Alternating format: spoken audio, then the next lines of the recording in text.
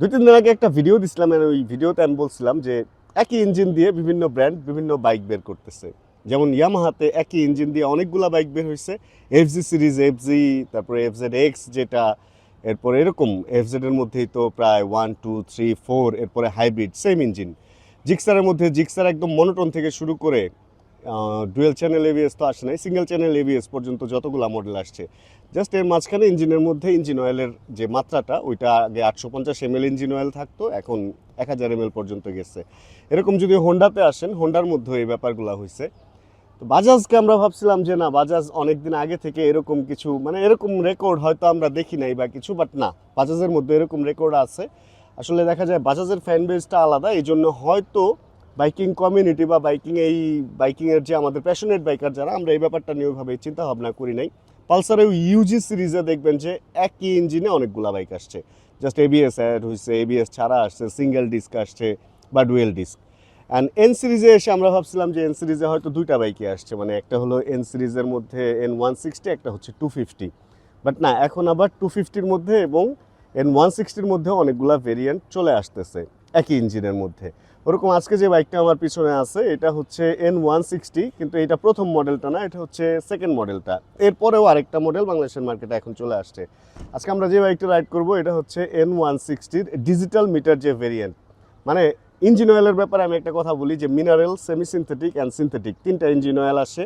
ঠিক ওইরকম N160-র মধ্যে এখন চলতেছে 3টা মডেল। একটা হচ্ছে বেসিক, যেটা প্রথম মডেল আসছিল, মানে ডুয়েল টোন মিটার বলা যায়, সেমি ডিজিটাল মিটার, অর্ধেক ডিজিটাল ছাড়া।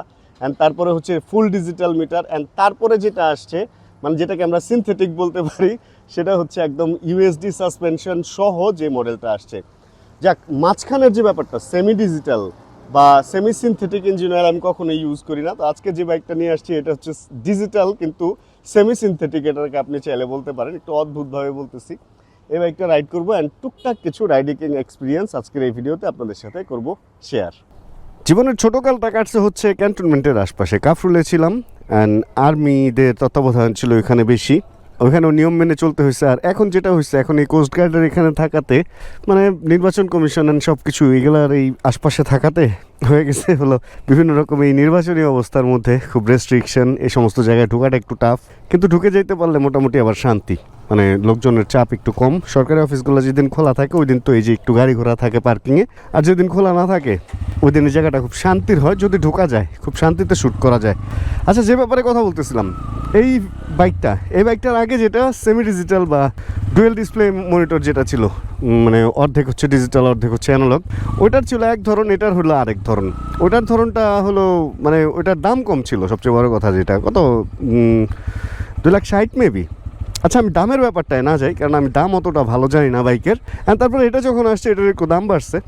অ্যান্ড এটার মধ্যে আর ওটার মধ্যে যে খুব বেশি ইনফরমেশন এদিক সেদিক ছিল তা না, জাস্ট এটা হলো ডিজিটাল। যেমন এখন ফুয়েল কম আছে, এখন এখানে লো ফুয়েল উঠে আছে, মানে লো ফুয়েল উঠছে, লাফালাফি হচ্ছে না, এরপরে হয়তো লাফালাফি শুরু করবে, 2 কাটা আছে তারপরে লো ফুয়েল দেখাইতেছে, এরকম আর কি ব্যাপারটা। ইনফরমেশন একটু বেশি থাকবে, অডো, ট্রিপ 1 একসাথে দেখা যাইতেছে, ঘড়ির টাইম দেখা যাইতেছে, নিউট্রাল, মানে সব কিছুই দেখা যাইতেছে। স্পেশাল কিছু আছে কিনা আমি জানি না।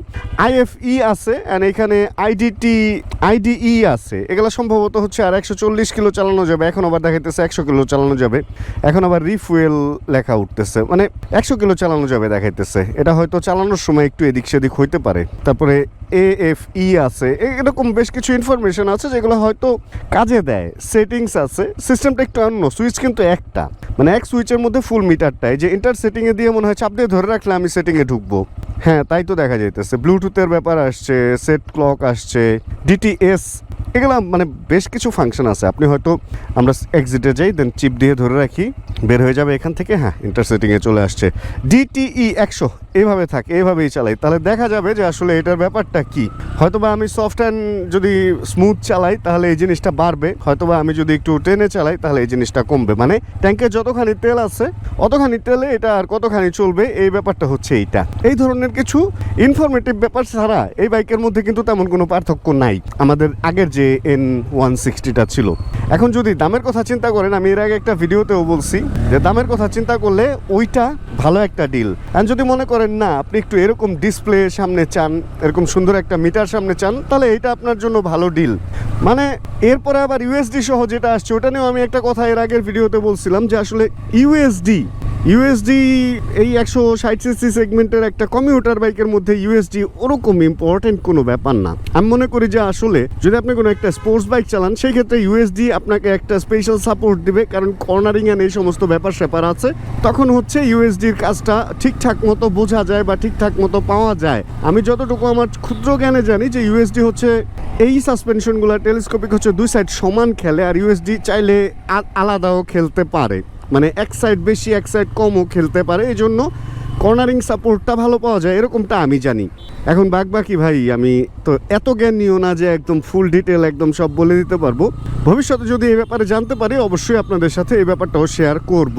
তবে ক্ষুদ্র জ্ঞানে আমরা একটা বাইক কিনতে গেলে আমাদের যেটা দেখা উচিত, যার যতটুকু বাজেট ওই বাজেটে কেনা উচিত। আমি জাস্ট এই জিনিসটাই বলতে চাই, একই ইঞ্জিনের মধ্যে যদি বাইকের মধ্যে সেফটি ফিচার থাকে অ্যান্ড আধুনিকতা একই থাকে, তাহলে একটা মিটারের জন্য এক্সট্রা খরচ করে ওই দাম মানে এক্সট্রা খরচ বাড়ায়া ওই বাইকটা কেনা কোনোভাবে আমার কাছে যৌক্তিক মনে হয় না। এটা হচ্ছে আমার আজকের ভিডিওর মেইন কনসার্ন। অ্যান্ড ইউএসডি ভাই, এই বাইকে ইউএসডি সহ নেওয়াটা আমার কাছে কোনোভাবেই যৌক্তিক মনে হয় না, কিন্তু তারপরেও কিছু ব্যাপার আছে, পশনেসের একটা ব্যাপার আছে যে আপনি আপনি একটু দামি জিনিস চালান। বলে না যে মানে R15 যখন প্রথম মার্কেটে আসলো ভার্সন 3টা, তখন একটা ব্যাপার ছিল যে সবাই বাইকার, কিন্তু আমরা যেহেতু R15 চালাই আমরা একটু স্পেশাল বাইকার, মানে আমরা 5 লাখ টাকার উপরে, তখন 5 লাখ টাকার উপরের বাইক ছিল না, ওইটাই 5 লাখ টাকার উপরের বাইক ছিল, 5,25,000। তো মানে এত টাকা খরচ করে বাইক কিনছি, আমরা একটু স্পেশাল বাইকার, এরকম একটা জিনিস ফিল করতো মানুষ। তো N160 লাভারদের মধ্যে আসলে যারা ওইভাবে চিন্তা করবে যে হ্যাঁ আমি একটু স্পেশাল, সেই ইউএসডি নেক, আমার কোনো আপত্তি নাই।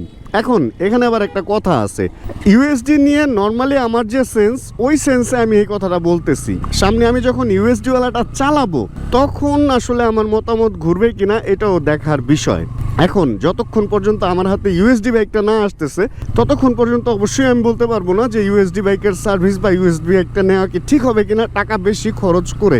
তবে একটা ছোট্ট কথা আছে এখানে, বাজাজ একটা জিনিস ভালো করছে যে বাজাজের যে বাইকগুলো আছে এই বাইকগুলোতে খুব বেশি দাম ওরা বাড়ায় নাই, মানে সেমি ডিজিটাল থেকে ডিজিটাল, অ্যান্ড ডিজিটাল থেকে যদি আপনি ইউএসডি ওয়ালাটায় যান তাহলে যে খুব যে অনেক দাম বাড়ায় দিছে ব্যাপারটা তা না, হালকা হালকা করে দাম বাড়াইছে, মোটামুটি সহনীয় অবস্থায় দাম বাড়াইছে।